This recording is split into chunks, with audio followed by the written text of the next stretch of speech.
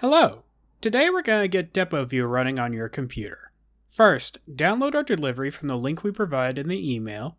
Click the download button once Dropbox opens. You do not need a Dropbox account to download our delivery. After downloading, right-click the file and select Extract All. Once it's extracted, find the DepoView instructions. If this is your first time opening a sync transcript, then click this link to download the software. Once you're on the website, click this big green download button. Go through the setup wizard to get DepoView installed on your computer. Once you're set up, go to our delivery folder, go into DepoView, and click Auto Run. If everything was installed correctly, you should see DepoView open and your synced video transcript will begin playing.